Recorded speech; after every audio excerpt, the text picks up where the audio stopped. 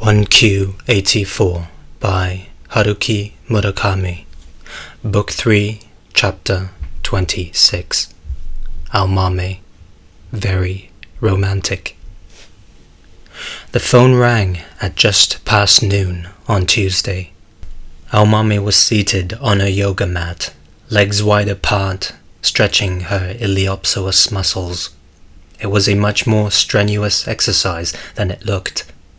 A light sheen of perspiration was starting to seep through her shirt. She stopped, wiped her face with a towel, and answered the phone.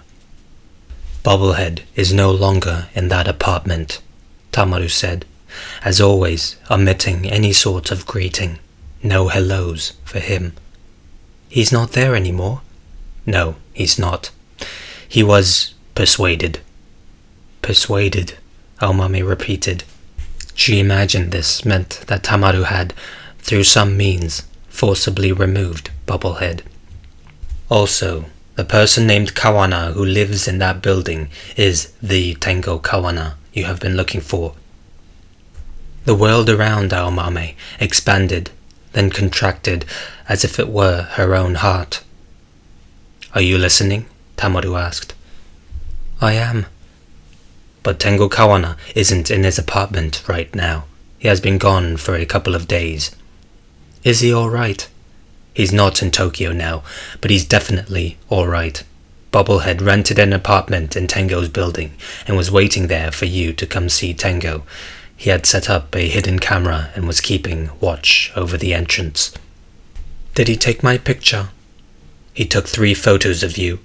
It was nighttime, and you had on a hat, glasses, and a muffler, so you can't see any facial details in the photos, but it's you. If you had gone there one more time, things could have gotten sticky." "So I made the right choice, leaving things up to you?" "If there's such a thing as a right choice here." "Anyway," Aomame said, "I don't have to worry about him. That man won't be trying to do you any harm anymore." "Because you persuaded him?" "I had to adjust some things as we went, but in the end, yes," Tamaru said. "I got all the photos. Bubblehead's aim was to wait until you showed up, and Tengo Kawana was merely the bait he was using to reel you in, so I can't see that they would have any reason now to harm Tengo. He should be fine." "That's a relief," Aomame said. "Tengo teaches maths at a cram school in Yoyogi. He is apparently an excellent teacher, but he only works a few days a week, so he doesn't make much money. He's still single. He lives modestly in that simple apartment." When Aomame closed her eyes, she could hear her heart beat inside her ears. The boundary between herself and the world seemed blurred. Besides teaching maths at cram school, he is writing a novel, a long one. Ghostwriting Air Chrysalis was just a side job. He has his own literary ambitions, which is a good thing. A certain amount of ambition helps a person grow. "How did you find all this out?" "He's gone now, so I let myself into his apartment. It was locked, not that I could count that as locked. I feel bad about invading his privacy, but I needed to do a basic check. For a man living alone, he keeps his place clean. He had even scrubbed the gas stove. The inside of his fridge was very neat, no rotten cabbage or anything tucked away in the back. I could see he had done some ironing as well. Not a bad partner for you to have, as long as he isn't gay, I mean." "What else did you find out?" "I called the cram school and asked about his teaching schedule. The girl who answered the phone said that Tengo's father passed away late Sunday night in a hospital somewhere in Chiba Prefecture. He had to leave Tokyo for the funeral, and his Monday classes were cancelled. She didn't know when or where the funeral would take place. His next class is on Thursday, so it seems he will be back by then." Aomame remembered that Tengo's father was an NHK fee collector. On Sundays, Tengo made the rounds of his father's collection route with him. She and Tengo had run across each other a number of times on the streets of Ichikawa. She couldn't remember his father's face very well. He was a small, thin man who wore a fee collector's uniform. He didn't look at all like Tengo. Since there's no more Bobblehead, is it alright if I go see Tengo? That's not a good idea, Tamaru shot back. Bobblehead was persuaded, but I had to get in touch with Sakigake to get them to take care of one last piece of business. There was one particular article I didn't want to fall into the hands of the authorities. If that had been discovered, the residents of the apartment would have been gone over with a fine-tooth comb, and your friend might have gotten mixed up in it too. It would have been difficult for me to wrap up everything by myself. If the authorities spotted me lugging that article out in the middle of the night and questioned me, I don't know how I would talk my way out of it. Sakigake has the manpower and the resources, and that's the sort of thing they're used to, like the time they transported another article out of Hotel Okura. Do you follow what I'm saying? In her mind, Aomame translated Tamaru's terminology into more straightforward vocabulary. So this persuasion got rather rough, I take it. Tamaru gave a low groan. I feel bad about it, but that man knew too much. Was Sakigake aware of what Bobblehead was doing in that apartment? He was working for them, but on that front he was acting on his own. He hadn't yet reported to his superiors on what he was doing, fortunately for us. But by now they must know that he was up to something. Correct, so you had best not go near there for a while. Tengu Kawana's name and address have to be on their checklist. I doubt they know yet about the personal connection between you and Tengo. But when they search for the reason Bobblehead was in that apartment, Tengo's name will surface. It's only a matter of time. If we're lucky, it might be some time before they discover it. They might not make the connection between Bobblehead's death and Tengo right away. If we're lucky, Tamaru said. If they're not as meticulous as I think they are, but I never count on luck. That's how I've survived all these years. So I shouldn't go near that apartment building?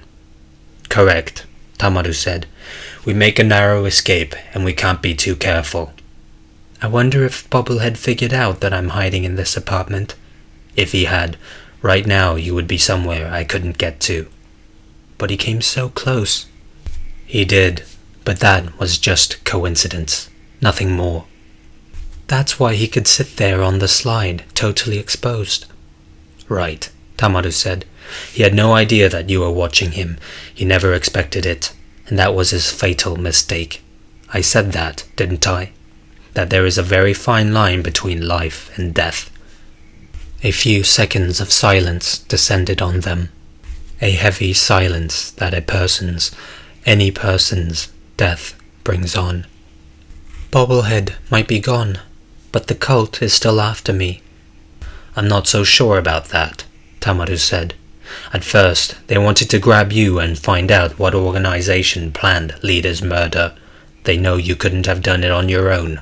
It was obvious that you must have had backup. If they had caught you, you would have been in for some tough questioning. Which is why I needed a pistol, Aomame said. Bobblehead was well aware of this, Tamaru went on. He knew the cult was after you to grill you and punish you, but somehow the situation had drastically shifted. After Bobblehead left the stage, I spoke with one of the cult members. He said, they have no plans to do you any harm. He asked me to give you this message. It could be a trap, but it sounded genuine to me. The guy explained that Leader was actually hoping to die, that it was a kind of self-destruction. So there's no need anymore to punish you. He's right, Aomame said in a dry tone. Leader knew from the outset that I had gone there to kill him, and he wanted me to kill him. His security detail hadn't seen through you, but Leader had. That's right. I don't know why, but he knew everything beforehand, Aomame said. He was waiting for me there. Tamaru paused briefly, and then said, What happened? We made a deal. This is the first I've heard of it, Tamaru said, his voice stiff. I never had the opportunity to tell you. Tell me what sort of deal you made. I massaged his muscles for a good hour, and all the while he talked. He knew about Tengo, and somehow he knew about the connection between Tengo and me. He told me he wanted me to kill him. He wanted to escape the terrible physical pain he was in as soon as possible. If I would give him death, he said, he would spare Tengo's life for me.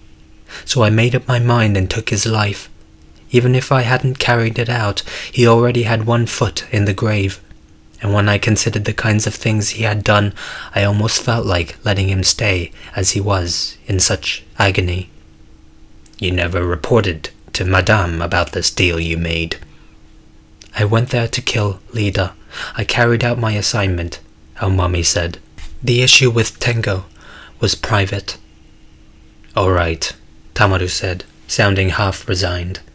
You most definitely did carry out your assignment, I'll give you that. And the issue with Tengo Kawana is indeed a private matter. But somewhere either before or after this you became pregnant. That's not something that can be easily overlooked. Not before or after. I got pregnant on that very night, the night of the huge rainstorm and terrible lightning that hit the city. On the same exact night when I dealt with Lida, as I said before, without any sex involved. Tamaru sighed. Considering what we're talking about, I either have to believe you or not believe you. One or the other. I have always found you to be a trustworthy person, and I want to believe you, but I can't fathom the logic. Understand that I am a person who can only follow deductive reasoning. Aomami was silent. Tamaru went on. Is there a cause and effect relationship between Lida's murder and this mysterious pregnancy? I really can't say. Is it possible that the fetus inside you is Lida's child? That he used some method, what that would be I have no idea, and impregnated you? If that's true, then I understand why they're trying to get a hold of you. They need a successor to Lida. Aomami clutched the phone tight and shook her head. That's impossible. This is Tengo's child. I know it for a fact. That's another thing I have to either trust you on or not. Beyond that, I can't explain anything. Tamaru sighed again. All right, for the time being, I'll accept what you're saying, that this baby is yours and Tengo's, and that you know this for a fact. Still, I don't see how it makes sense. At first they wanted to capture you and punish you severely, but at a certain point something happened, or they found out something. Now they need you. They said they guarantee your safety and that they have something to offer you, and they want to meet directly to discuss this. What could have happened to account for this sudden turnaround? They don't need me, Aomami said. They need what's inside my belly. Somewhere along the line they realized this. Ho ho, one of the little people intoned from somewhere. Things are moving a bit too fast for me, Tamaru said. He gave a little groan again in the back of his throat. I still don't see the logical connection here. Well, nothing's been logical since the 2 moons appeared, Aomami thought. That's what stole the logic from everything. Not that she said this aloud. Ho ho, 6 other little people joined in. They need someone to hear the voice, Tamaru said. The man I talked with on the phone was insistent about that. If they lose the voice, it could be the end of the religion. What hearing the voice actually means, I have no idea. But that's what the man said. Does this mean that the child inside you is the one who hears the voice? Aomami laid a gentle hand on her abdomen. Maza and daughter, she thought to herself. The moons can't hear about this. I'm not really sure, Aomami said, carefully choosing her words. But I can't think of any other reason they would need me. But why would this child have that kind of special power? I don't know. In exchange for this life, maybe Leader entrusted his successor to me, she thought. In order to accomplish that, on that stormy night he might have temporarily opened the circuits where worlds intersect and joined Tengo and me as one. Tamaru went on. No matter who the father of that child is, or whatever abilities that child may or may not have when it's born, you have no intention of negotiating with the cult, correct? You don't care what they give you in exchange, even if they solve all the riddles you've been wondering about. I'll never do it, Aomami said.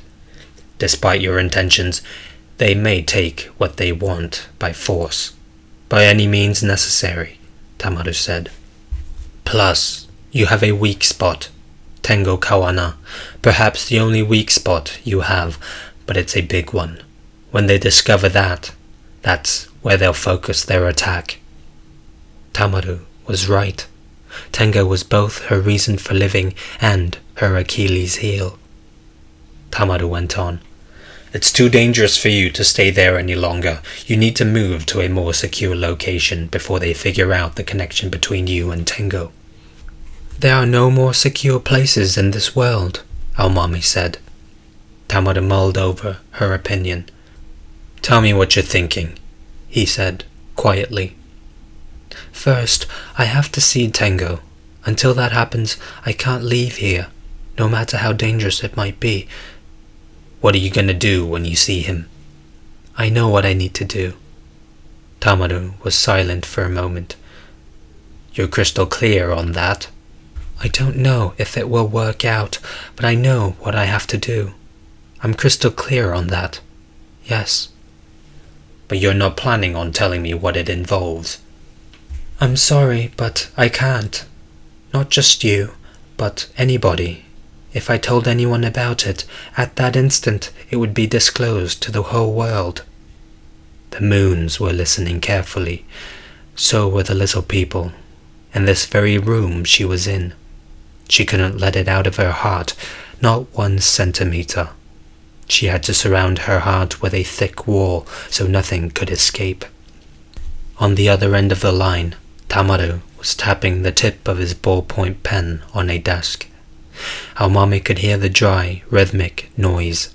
It was a lonely sound, lacking any resonance. Okay, then let's get in touch with Tengo Kawana.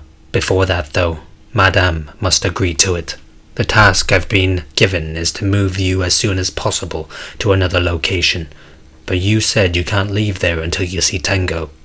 It doesn't look like it will be easy to explain the reason to her. You understand that, right? It's very difficult to logically explain the illogical. Exactly. As difficult as finding a real pearl in a Roppongi oyster bar. But I'll do my best. Thank you, Aomami said. What you're insisting on doesn't make sense to me, no matter how I look at it. Still, the more I talk with you, the more I feel that maybe I can accept it. I wonder why. Aomami kept silent. Madame trusts you and believes in you, Tamaru said. So if you insist on it that much, I can't see her finding a reason not to let you see Tengo. You and Tengo seem to have an unwavering connection to each other. More than anything in the world, Aomami said. More than anything in the world, she repeated to herself. Even if I say it's too dangerous and refuse to contact Tengo, you'll still go to that apartment to see him. I'm sure I will. And no one can stop you. It's pointless to try. Tamaru paused for a moment. What message would you like me to give Tengo? Come to the slide after dark. After it gets dark, any time is fine. I will be waiting. If you tell Aomami said this, he'll understand. Okay, I'll let him know. Come to the slide after dark. If he has something important he doesn't want to leave behind, tell him to bring it with him. But tell him he has to be able to keep both hands free. Where are you going to take that luggage? Far away. Almami said. How far away? I don't know, Almami said. All right, as long as Madame gives her permission, I'll let Tengo know. And I'll do my best to keep you safe. But there's still danger here. We're dealing with desperate men. You need to protect yourself. I understand, Almami said quietly. Her palm still lay softly on her abdomen. Not just myself, she thought. After she hung up, she collapsed onto the sofa. She closed her eyes and thought about Tengo. She couldn't think of anything else. Her chest felt tight and it hurt, but it was a good sort of pain. It was the kind of pain she could put up with. Tengo was so close, almost within reach, less than a 10-minute walk away. The very thought warmed her to her core. Tengo is a bachelor and teaches maths at a cram school. He lives in a neat, humble little apartment. He cooks, irons, and is writing a long novel. Almami envied Tamaru. If it were possible, she would like to get into Tengo's apartment like that, when he was out. Tengo's Tangoless apartment. In the deserted silence, she wanted to touch each and every object there, check out how sharp his pencils were, hold his coffee cup, inhale the odor of his clothes. She wanted to take that step first, before actually coming face to face with him. Without that prefatory knowledge, if they were suddenly together, just the two of them, she couldn't imagine what she should say. The thought made it hard to breathe, and her mind went blank. There were too many things. Still, when it came down to it, perhaps nothing needed to be said.